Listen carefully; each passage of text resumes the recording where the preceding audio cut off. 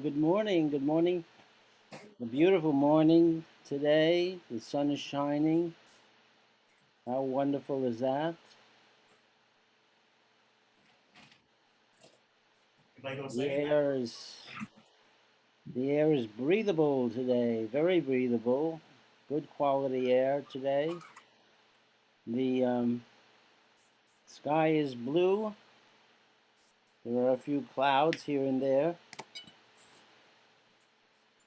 How wonderful is that? And here we are. Here we are in the midst of the universe, receiving the warmth from the sun,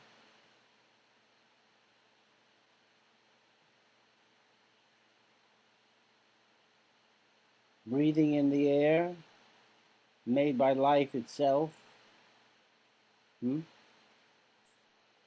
The air contains about 20% oxygen, which was made by plants over millions and even billions of years. That's a nice arrangement, isn't it? The plants give us oxygen, right? What else do plants give us? Food. What's that? Food. Food? What? Food. Food. Yes. The plants give us food and even the air we breathe. How incredible is that? Very incredible. We eat we eat plants or we eat animals that eat plants because as animals we cannot make all the things we need. Only plants can make all the things necessary for life. How amazing. Very amazing. I have a book here called Awe-Filled Wonder. I don't know if you can see this. It's a little book, a tiny book. It's only about 75 pages. And it's written by this nun, a Catholic nun, by the name of Barbara Fiand, Fiand. And this book is subtitled The Interface of Science and Spirituality. And so Barbara Fiand is a very brave and remarkable woman in that she is embracing science in her religion. She is embracing the story of science and what it tells us about the universe as a sacred dimension. To her, the universe and God are not separate. That's a remarkable thing, isn't it?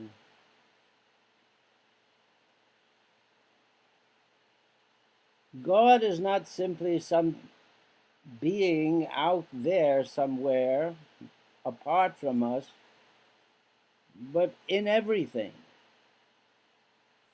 In the rocks, in the waters, in the trees, in the very air we breathe, in the light that comes into the room.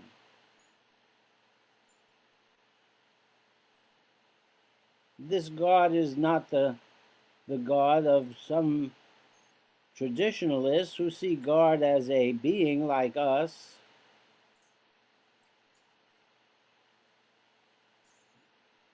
somewhere in the universe. But this God is the very ground of the universe, the very foundation of things.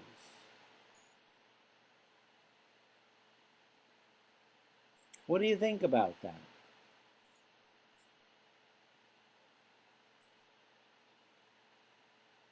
That's a pretty radical idea, isn't it, don't you think? It's not in all cultures a radical idea. In Hinduism, for example, God is seen as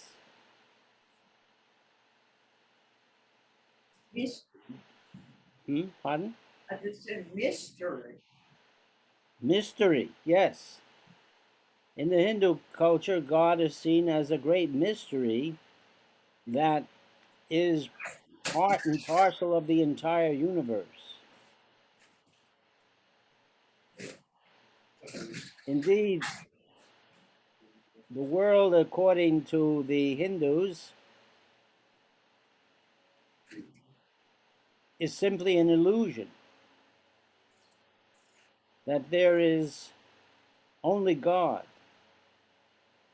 manifesting him or herself as the universe that we experience. So that a tree or a bird or a fish or a mountain, the waters, everything is part of God.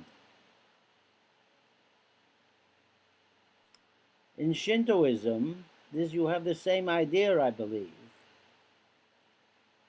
And we also have this idea in some of the Sufi Muslim traditions and the Hasidic Jewish traditions that see God in all things. I met a rabbi a while ago. We were sitting around a table during Passover, and he picked up a salt shaker and said to me, "You know, God is in this salt shaker." And I thought that was very, very interesting. God is in the salt shaker.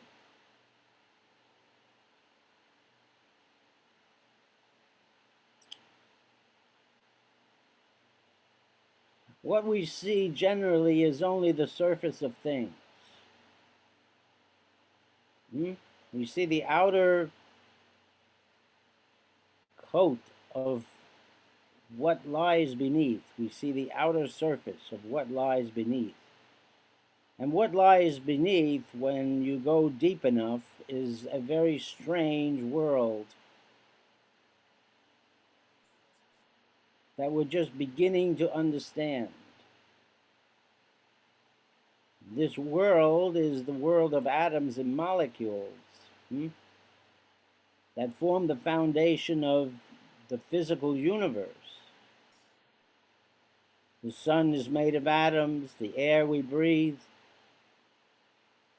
the ground under our feet, and our bodies are made of atoms, ordinary atoms.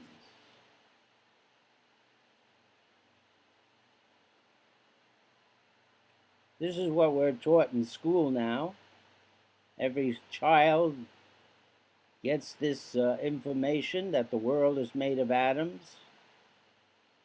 Every child learns about Democritus, who lived 2,500 years ago and said the world was nothing but atoms. Pretty amazing for 2,500 years ago.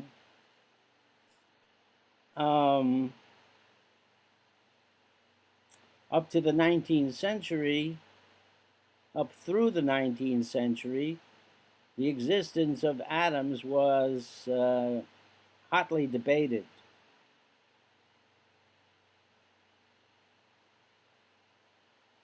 It was only during Einstein's time that the reality of atoms became known and accepted.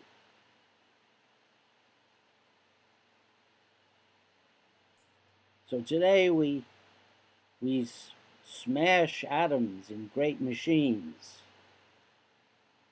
In France and Switzerland, there's a machine that has a track that runs about 7 miles in circumference, and parts of atoms are sent in opposite directions around this track at very high speeds, and sometimes they collide together, and when they do, they release a spray of particles that we can photograph and we can examine and we can learn how atoms are put together. That's pretty amazing, isn't it? I mean, how do you learn what's inside of an atom? Mind-boggling. Mind-boggling. The ingenuity of human beings to figure out this universe is beyond belief.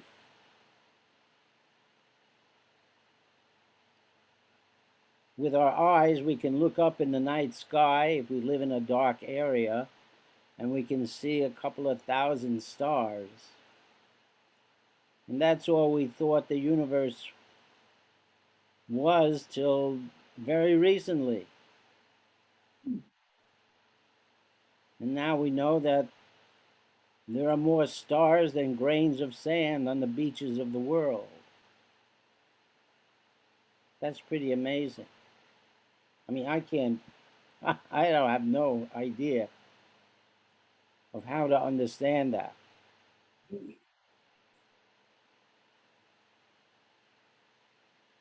But it must mean there's a lot of stars somewhere. But we can only see these stars with our very sophisticated instruments like telescopes that not only see invisible light, but see things that the human eye cannot see at all, like infrared light or radio waves or X-rays. We can peer into the night sky and examine it through X-rays. All stars give off X-rays. All stars give off infrared as heat. Stars give off ultraviolet, which is another thing we cannot see. And so we have various ways of probing the universe today that we never had before. In 1927, an astronomer in California by the name of Edwin Hubble looked into the sky, and with his new huge telescope, 100-inch telescope, biggest in the world at the time, and he looked into the sky and he noticed these wisps of light, and he could see them, and he said for the first time that these are not part of our neighborhood. These are beyond us. These are galaxies, which are enormous collections of stars, hundreds of billions of stars. And these collections of galaxies are strewn across the universe in enormous numbers.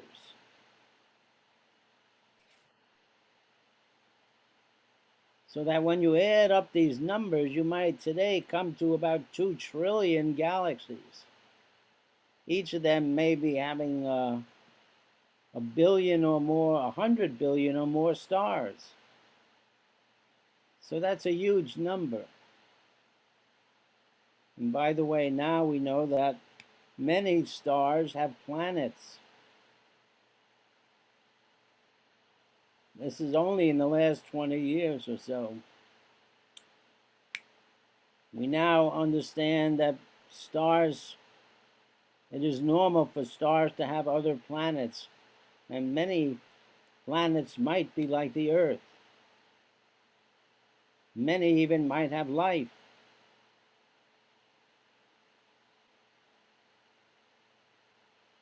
We may be on one of the greatest revolutions in human history.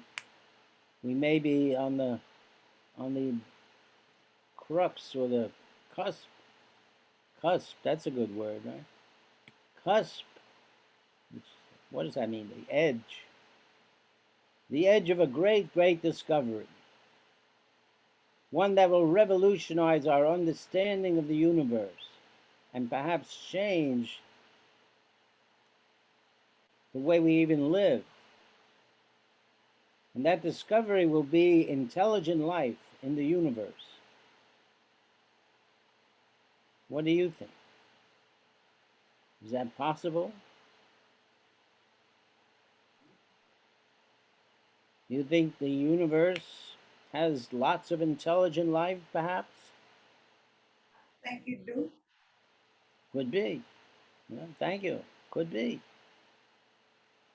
Could be that intelligent life is watching down on the earth right now. Oh, yeah. Yeah, looking for signs of life here, of which they may have many indications of. They And it have could already be, found what's that? it. They have already found it.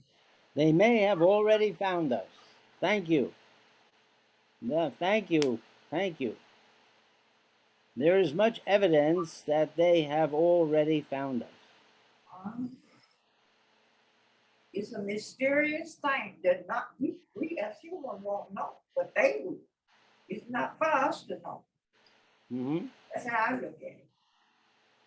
Have you heard of this thing called the UFO? It means I have you have. Good. What does that mean, UFO? United. Oh, I don't know. I really don't. It means unidentified flying object. Oh, you see, they don't want you to recognize them. They don't recognize it. They don't know what it is. But we is a mystery to them as they are to us. Thank you.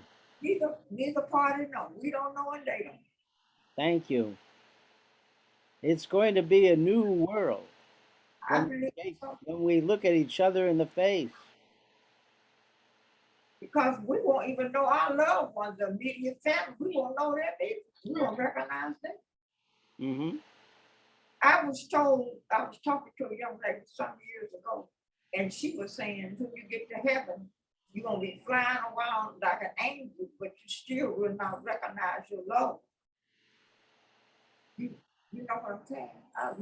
Maybe I understood her wrong. She said, you'll be flying around in heaven, but you see your loved ones, like my parents and other ones that have gone on, but you won't recognize them, and they won't recognize you. Wow. All right. Because Well, the I world believe is the world. I don't mean to cut you off. that's okay. The the world is a very mysterious place, Yes, it is. and the universe is a very mysterious place. And we are just beginning to understand it.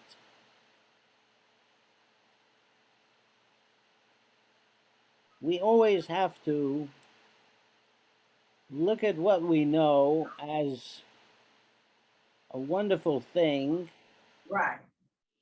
but we have to also acknowledge that what we don't know is far more than we know. And this is something that science has again and again shown us.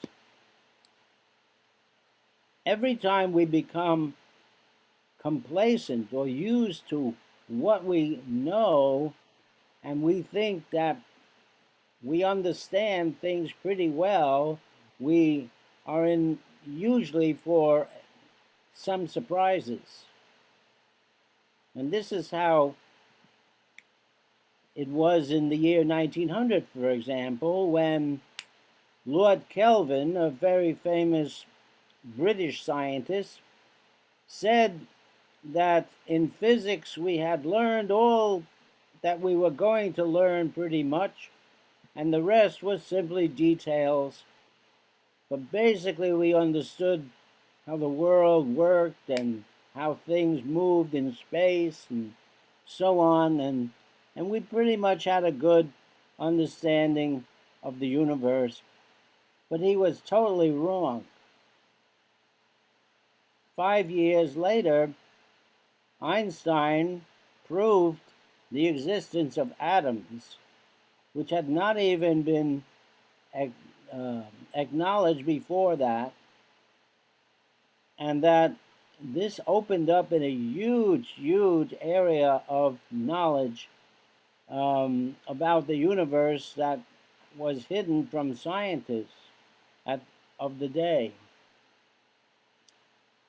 As I mentioned before, Edwin Hubble in 1927 vastly expanded our understanding of the universe when he said that the universe was full of stars that we could not even, the numbers we could not even imagine.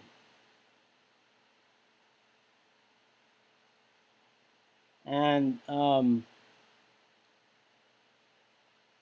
so we are always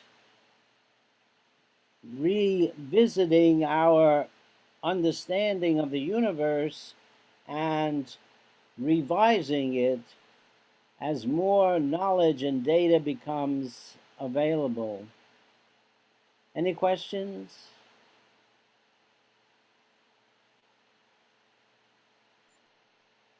And so I believe we are in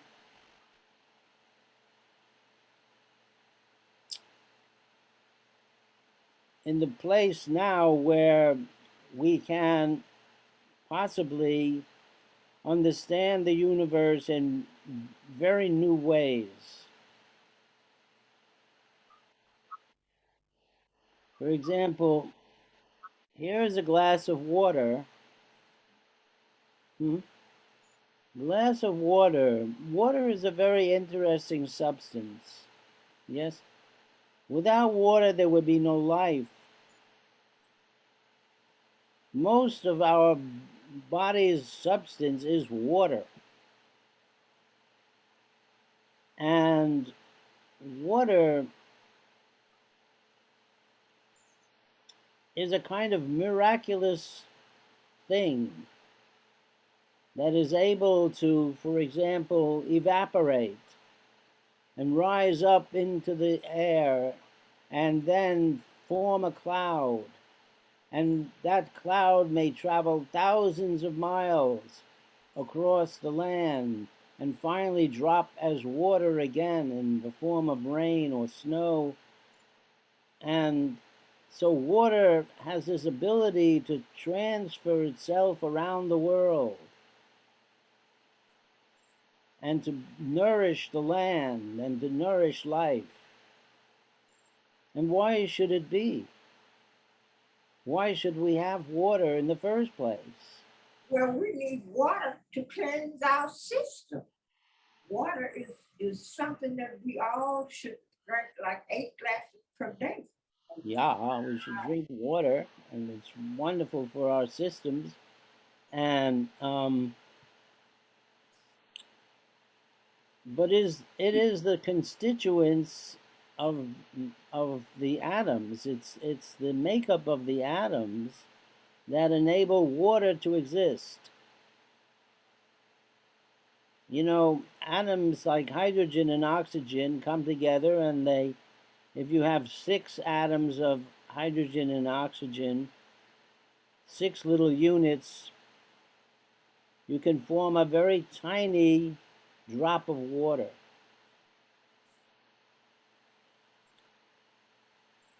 Before those 6 atoms those 6 molecules, I should say, come together, and we have to picture an atom of oxygen, which is big, and then 2 little atoms of hydrogen attached to that oxygen, and that's 1 molecule of water. And that water molecule is not wet. It's only when you get at least 6 of them together that wetness comes into being. That's a very interesting thing, I think.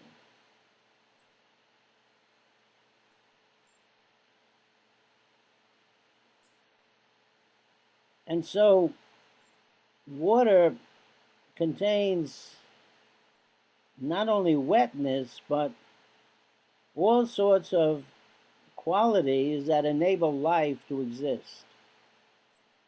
All the processes of life that go on in our cells depend on water. Water frames the cushioning for the proteins in our cells. For example, it forms the cushioning for DNA, the molecule of information in our cells. It enables all the reactions that take place in the cells to happen. Water is often drawn out of the cell in chemical processes that enable the body to produce a good amount of its water every day just by combining hydrogen and oxygen.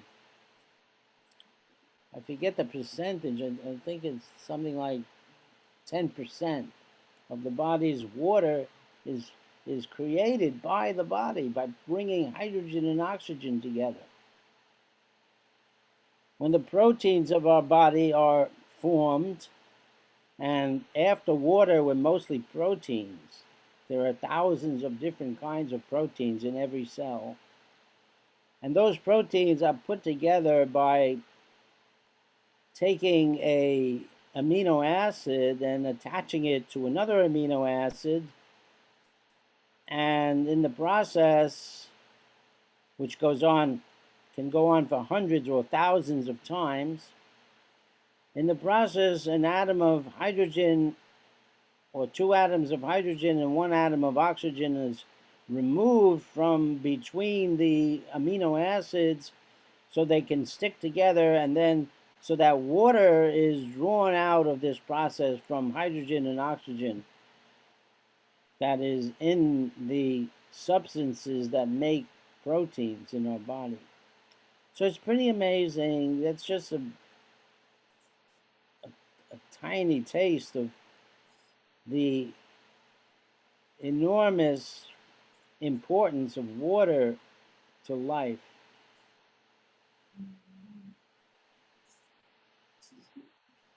Sure. The way the world works, the way it really works, we have so many things that go on in the body that we have very little understanding of. And one of the things is the way that energy is. I shouldn't say we have very little understanding. We have understanding, but it is so complex that the average person doesn't have ordinarily access to a clear understanding of how things happen inside the body, inside the cells.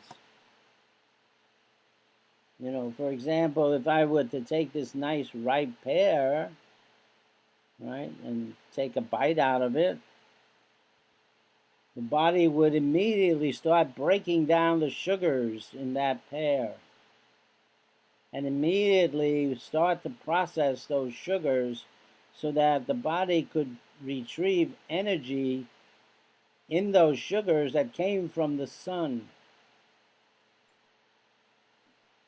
How amazing is that? Very amazing. The sugars contain electrons that have been energized by the sunlight.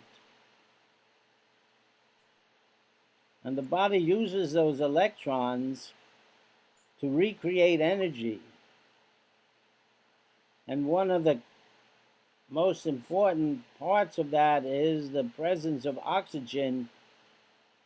And this is why we need oxygen, is because the body needs to pull those high energy electrons through the membranes of the cell, and the thing that pulls those electrons is oxygen. It sets up like a little train, a little a little train of electrons that are moving through the membrane of the cell, and when that happens, you eventually get new energy in the body. It's a very complicated process. Um,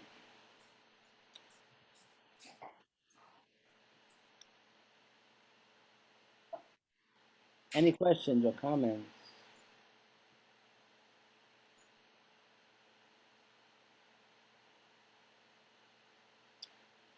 So, what we can see of the world is only the surface of things. What we can see is just actually very little of what's really going on beneath the exterior.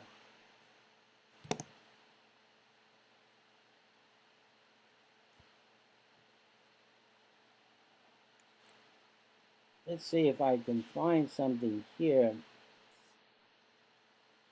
Um,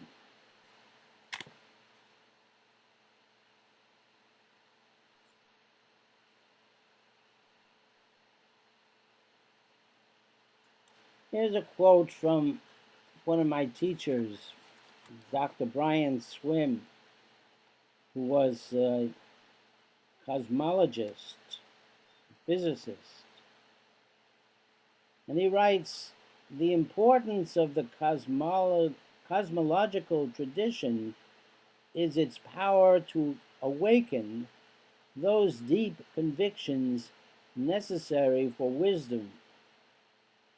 Knowledge of all nourishing abyss is the beginning of a process that reaches its fulfillment in direct taste. We think long and hard about such matters as a way of preparing ourselves for tasting and feeling the depths of a reality that was always present, yet so subtle it escaped us.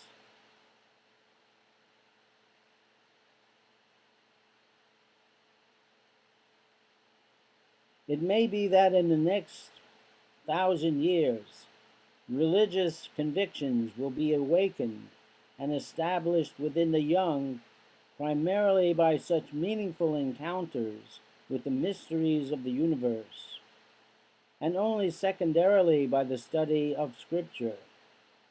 The task of education will then be focused on learning how to read the universe so that one might enter and inhabit the universe as a communion event. So the scientists and the poets are beginning to see the universe as a spiritual dimension, as a sacred place in which we can participate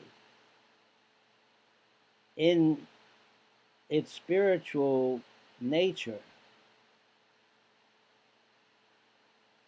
And I think this is very important. There was a time when religious people would go out into the world, into nature, and experience nature as a reflection of God. So that people would walk on a beach, for example, and pick up a shell and say, oh, look at this. This is the handiwork of God. How wonderful. Unfortunately, during the last couple 100 years, we have changed our view of the natural world to something material, something that can, quote, be explained by a scientific viewpoint, that sees the world as a material object only. But I think now there are scientists who are beginning to question that view and understand that the world is maybe different than we think it is. And those atoms and molecules which make up the world are not just inert things without consciousness, things that are not alive, but part of the living structure of the world. In the 1900s, people believed that, and I've talked about this many times, and people believed that you could get mice from rags, or alligators from logs on the bottom of a river. But that proved to be wrong. And it was established by science that life can only come from life. But if that's the case, how did life begin? Certainly, when the earth was formed, when it was a hot ball of molten magma, molten lava, 4.5 billion years ago, there was no life on the planet.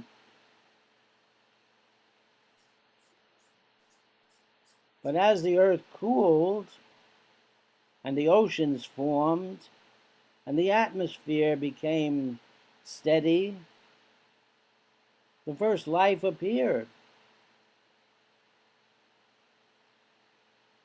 But how did it come about? We do not know. We don't even know if life came about on the earth. Perhaps it was transferred here from somewhere else in space.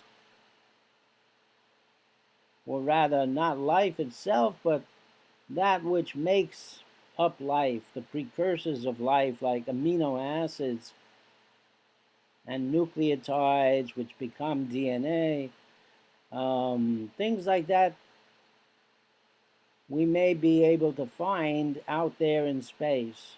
Indeed, those kinds of things may only form out in space and arrive here on comets or meteors, and then the possibility of life takes place. So it is a great mystery as to how life came about on the earth, but we do know that life is made of ordinary atoms and molecules which we don't say are alive.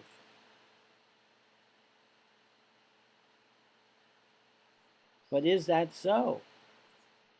Are atoms and molecules a kind of life in themselves? Are they like life, active? Atoms and molecules are made of little parts that are spinning around each other, that are always engaged with each other, that feel each other. The molecules in this water bounce off each other millions of times a second, maybe trillions, I don't know. And they kind of feel each other electrically, like magnets.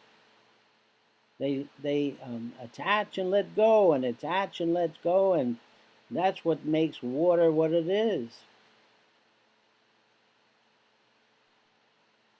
But you can say, is that a kind of precursor to something that is alive? Are those molecules in the water participating in an experience?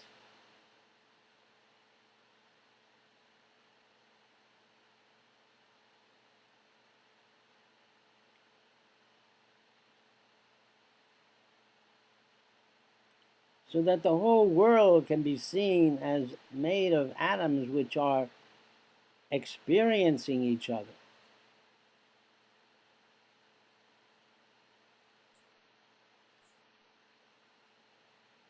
In ourselves, we have things that come apart and come together all the time. How do they do that?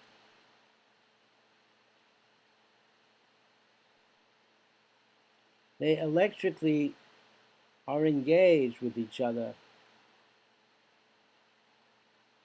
They, you could say, are experiencing each other. And this experience may be at the heart of life.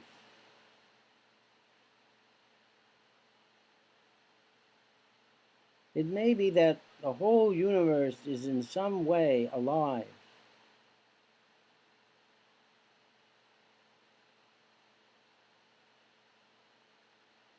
And that life as we know it is a kind of tip of the iceberg.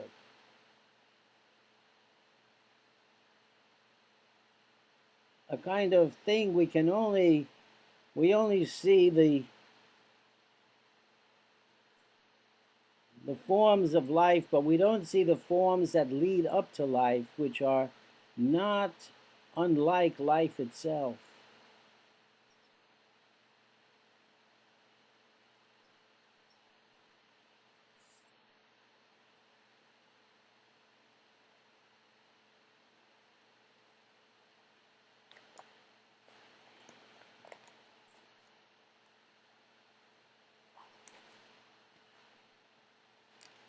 Here's a poem by Tao Yuan Min.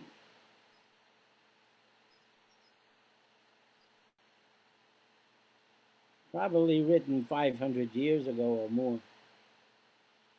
I built my hut near where people live, and yet I hear no traffic noise or sound of wheels. Could you tell me what is happening? An aloneness gathers around the soul that is alone. I pick chrysanthemums under the east hedge. The mountains to the south are clear. The mountain air at sunset is so wonderful. And the birds coming home, one after another. In all these details are the secret truths. But when I try to shift the language, it all slips away.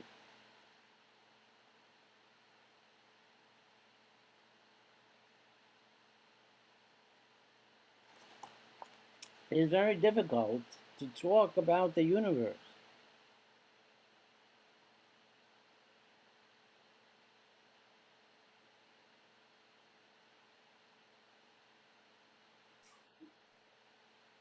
It is probably easier to speak about the universe in terms of poetry than it is in ordinary language. Why is that? Because poetry contains elements of emotion, elements of feeling, which are part of the universe, are part of our being here, are part of the way we experience the universe.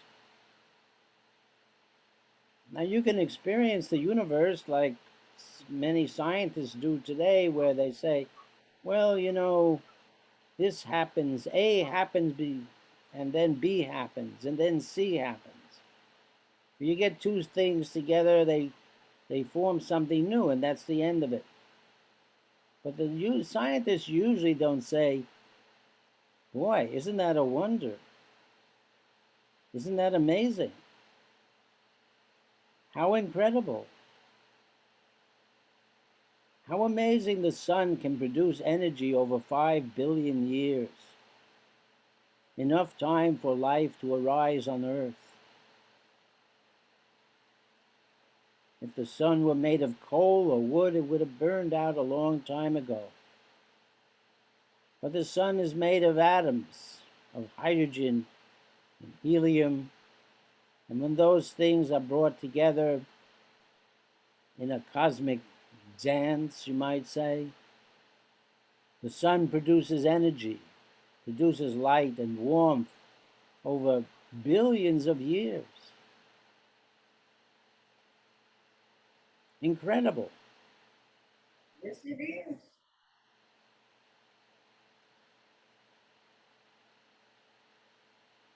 The air we breathe is incredible. Why should there be an atmosphere at all? I guess we need it in order to live. Absolutely. I mean, we That's why can't. I you know, when I was going to school, I took a science class, and I used to, love to read and read about different things like that. And Yes. my mother always read to me, and I enjoyed that. So you have to sit down and listen to older people. They know what they're talking.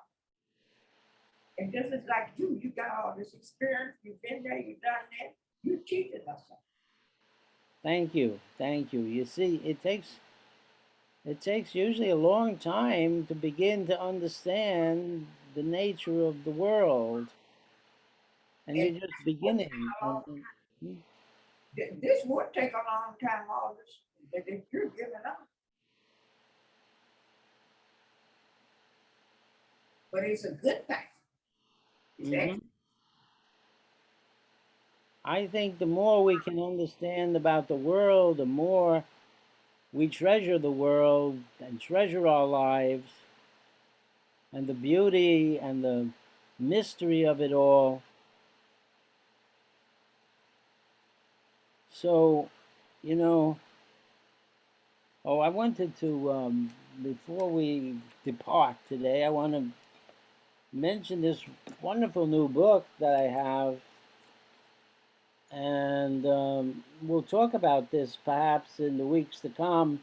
And this is called A World on the Wing, and it's about the story of migratory birds, how certain birds, and there are many of these types of birds, that these birds fly great distances across the world to go from feeding grounds to find places to have their babies. They go great distances, thousands of miles, and they can span oceans sometimes without eating, um, and or resting, and they fly for um, night and day, and to get to their place they want to go to, and how they find that place is a great wonder. um, and it's all we're just learning about the ways that birds navigate the world, and it's really a wonderful story, and I'll tell you more about it in the weeks to come. But I want to thank you all today for your attention, your thank good listening and questions, and your openness to things. Uh, Thank you very much, and I hope we get together next week again. Um, and I hope you got something out of my babbling today. I, So take care and be well. It's always good to see you. you too. Thank you. Thank you very much. You take care of yourselves, and hopefully we'll get